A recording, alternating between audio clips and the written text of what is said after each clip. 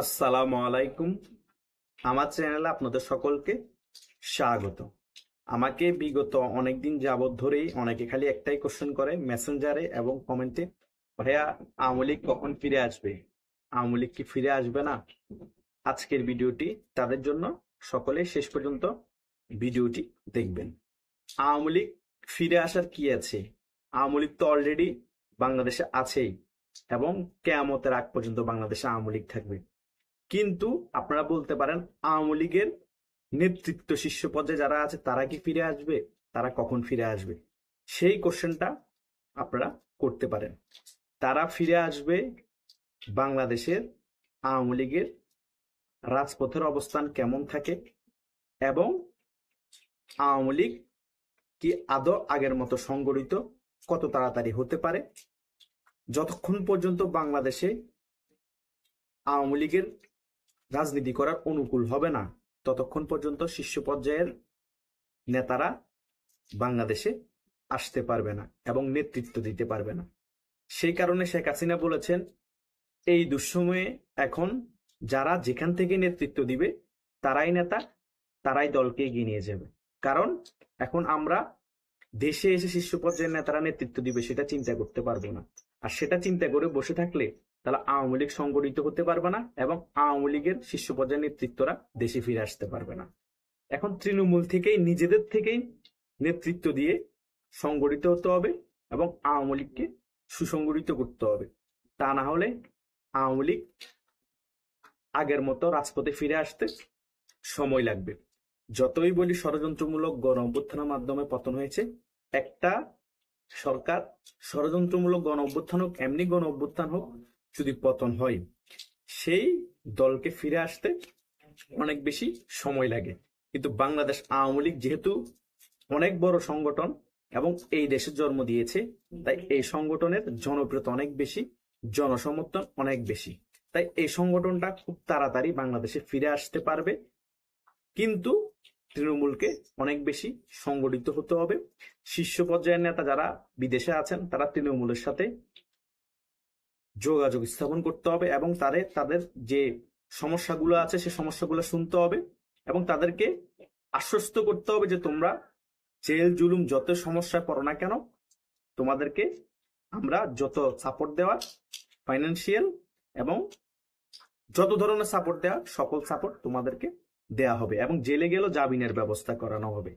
এই সকল mind support গুলা এবং ফাইন্যান্সিয়াল সাপোর্ট গুলা যদি শীর্ষ পর্যায়ের নেতারা দিতে পারে তৃণমূলের কর্মীদেরকে, তারা নিজেদের থেকেই নেতৃত্ব সৃষ্টি করবে এবং নিজেরাই রাজপথে নেতৃত্ব দিয়ে আওয়ামী লীগের অনুকূলে নিয়ে আসবে বাংলাদেশের রাজপথ।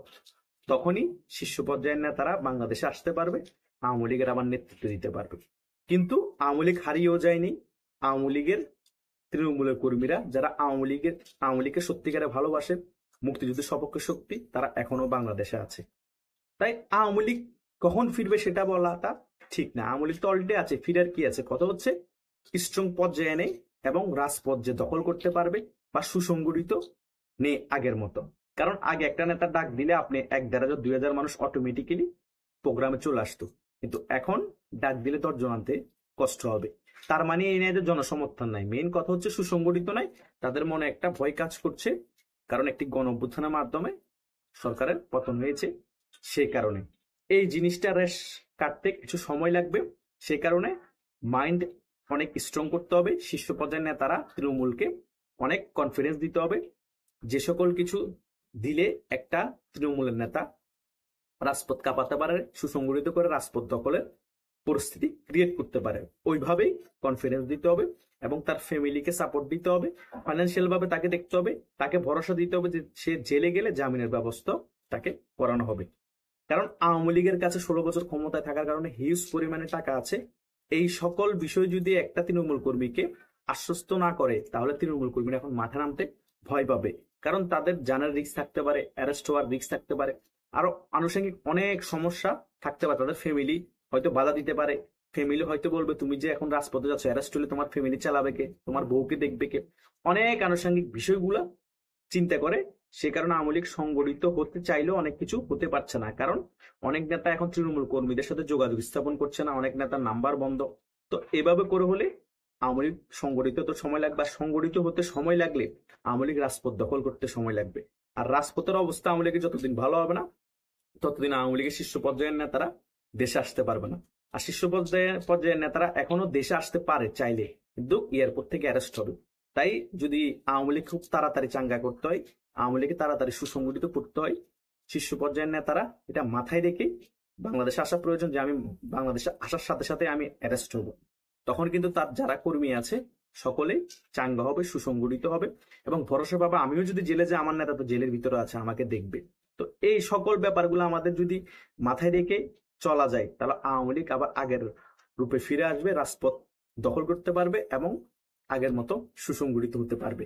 তা না হলে যতই বলি আওয়ামী লীগ কখন ফিরবে, যতই বলি আওয়ামী লীগ আগের মতো রাজপথ কাঁপাতে পারবে কিনা, এগুলা বলতেই থাকবো, আমরা অ্যানালাইজ করতে থাকবো, বিশ্লেষণ করতে থাকবো, কিন্তু কাজের কাজ হবে না এই সকল ব্যাপারগুলো যদি আমরা না করি। এটা আমার ব্যক্তিগত অভিমত, এক একজনের এক এক চিন্তা ভাবনা থাকতে পারে, কিন্তু এগুলা খুবই বাস্তববাদী কথা এবং বাস্তববাদী চিন্তাধারা আমি আপনাদের সাথে শেয়ার করেছি। তাই আওয়ামী লীগ ফিরবে কখন এটা বলার থেকেও আওয়ামী লীগ কখন সুসংগঠিত হবে, কখন রাজপথ দখল করবে, কখন কেন্দ্রীয় শীর্ষ পর্যায়ের নেতারা বাংলাদেশে ফিরবে, সেটার দিকে আমাদের নজর রাখতে হবে। আর কেন্দ্রীয় নেতারা বাংলাদেশে যদি ফিরে এবং আওয়ামী লীগ সুসংগঠিত রাজপথ আমাদের অনুকূলে থাকে, তখনই খুব ইজিলি শেখ হাসিনা একদিনের মধ্যে বাংলাদেশে চলে আসতে পারবে। খুব ইজি ক্যালকুলেশন। তাই আপনাদের ব্যাপারগুলো ক্লিয়ার হয়েছে, খুব অল্প কথার মধ্যে ক্লিয়ার করে দিয়েছে। আশা করছি আপনারা বুঝতে পেরেছেন। সকলকে ধন্যবাদ। আর সকলে নিজের একটা ব্যক্তিগত অভিমত হিসেবে একটা লাইক এবং কমেন্ট করে জানাবেন। ধন্যবাদ সকলকে।